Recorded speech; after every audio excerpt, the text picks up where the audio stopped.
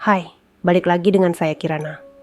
Selamat datang di cerita horor sebelum tidur dari Wortel Santai, di mana saya akan membawakan kisah-kisah nyata yang paling menyeramkan dan penuh misteri. Di sini, kamu akan menyimak berbagai cerita nyata tentang kejadian horor dan supranatural yang pasti akan membuatmu merinding. Jangan lupa untuk subscribe, nyalakan notifikasinya, dan bersiaplah untuk memasuki dunia yang penuh dengan ketegangan dan misteri di setiap episode. Semoga kamu siap untuk pengalaman yang mendebarkan ini.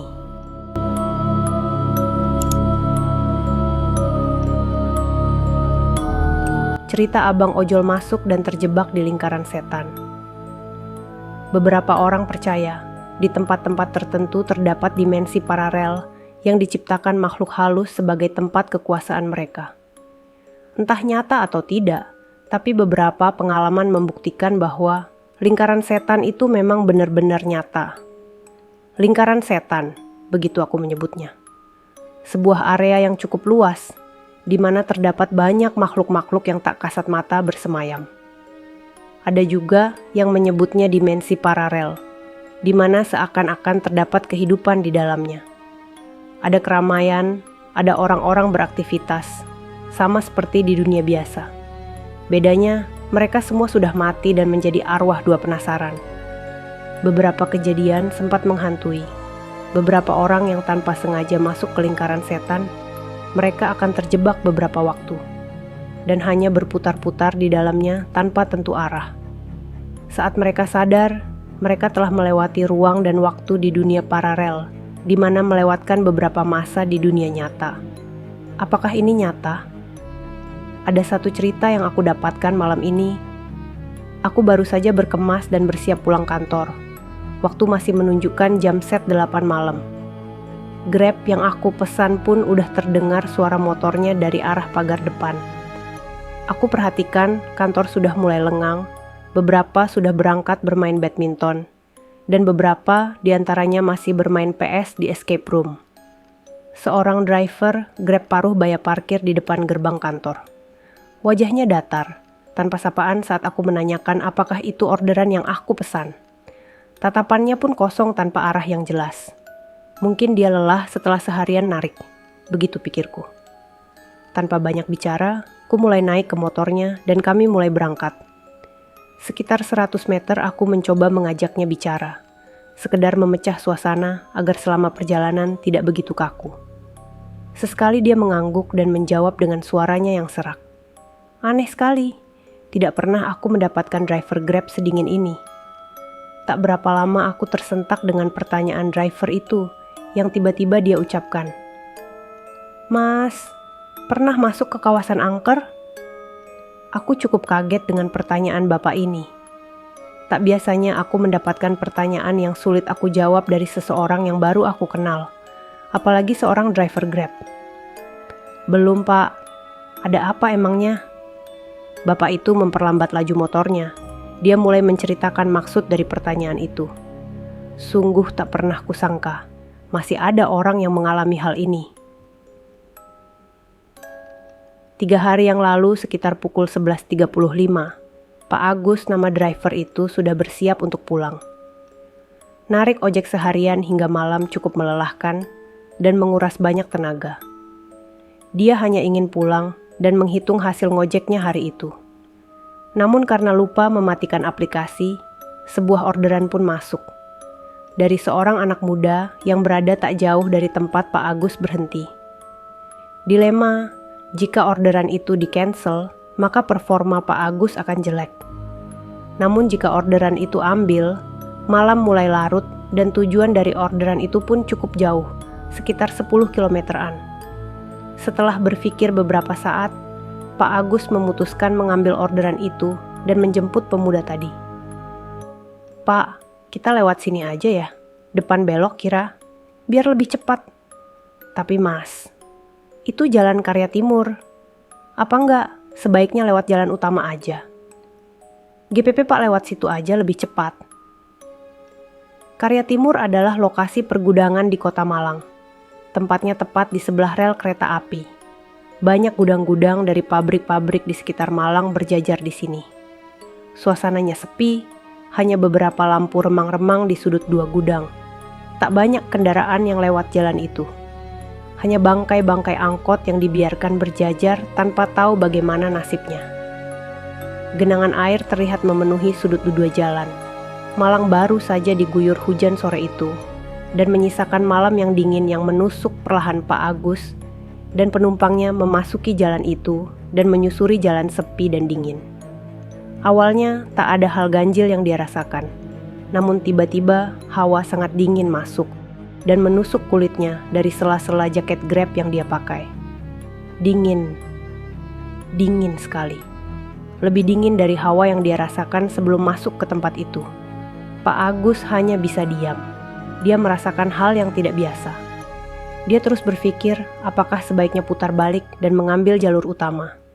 Tapi di sisi lain dia tak mau mendapatkan reputasi buruk karena tidak sesuai dengan apa yang penumpang minta. Belum sempat kebingungan Pak Agus terjawab. Terlihat ada cahaya-cahaya yang cukup terang dari lampu-lampu yang tak jauh berada di depan. Tampak seperti sebuah keramaian. Tapi apa? Pasar malam? Atau pesta rakyat? Wah, ada ramai-ramai. Apa itu, Pak? Nggak tahu, Mas. Kayak ada pasar malam. Pak Agus memperlambat motornya dan mengamati suasana keramaian itu. Tampak memang seperti pasar malam dan ramai. Ada berbagai macam pedagang kaki lima yang berjajar, dan pengunjung yang berdesakan melewati jalan-jalan di sela-sela pasar malam itu. Namun keramaian itu menjadi bertambah aneh saat Pak Agus memperhatikan wajah dari orang dua yang berada di sana, pucat dengan tatapan kosong. Semua memiliki raut wajah dan ekspresi yang sama. What? Apa ini? Aku masih berpikir keras dengan apa yang Pak Agus ceritakan. Meski suaranya serak, dia menceritakan dengan sangat jelas. Sejenak mengusap dahinya, dia meneruskan apa yang dia ceritakan. Usai melewati pasar malam aneh itu, Pak Agus dan penumpangnya melewati jalan yang membingungkan. Beberapa perempatan yang sama pernah dia lalui sebelumnya. Seperti melewati jalan yang sama 2 kali. Beberapa jalan juga tak pernah ditemui. Apakah ini jalan baru? Pak Agus tak berpikir sejauh itu, dia terus memacu motornya ke arah tempat yang dituju. Tapi semakin jauh perjalanan, Pak Agus merasa mereka tak pernah meninggalkan tempat itu. Tetap berada di antara gedung 2 gudang yang berbaris rapi di kiri dan kanan. Maaf mas beneran tahu jalannya nggak ya? Saya tahu pak, tapi kenapa berubah ya? Berubah bagaimana ya? Saya nggak yakin pak, tapi setahu saya tidak ada jalan yang mengarah masuk ke sana. Tapi kenapa jadi ada jalan ya? Lagi, Pak Agus berusaha untuk mencari jalan keluar. Tapi lagi-lagi mereka kembali ke tempat-tempat yang pernah mereka lalui. Seakan-akan mereka berada di dalam sebuah mes raksasa dan tak pernah bisa keluar. Semakin kita pergi jauh, maka akan semakin mendekat dan tidak bisa keluar. Demikian juga dengan Pak Agus dan penumpangnya. Merasa ada yang tidak beres, Pak Agus mengerti akan kondisi ini dan berusaha untuk tenang, dan meminta penumpangnya untuk tetap tenang. Mas, sepertinya kita sedang di dalam wilayah yang gak wajar. Maksudnya pak? Gak tahu mas, saya merasa udah ngelewati perempatan ini 7 kali. Iya pak, saya juga merasa demikian. Ya udah, bantu saya baca surat-surat pendek ya mas. Saya akan tetap fokus mencari jalan. Si penumpang hanya mengangguk dan mengikuti apa yang Pak Agus minta. Pak Agus sendiri tetap tenang dan berusaha mencari jalan keluar dari tempat yang penuh tanda tanya itu.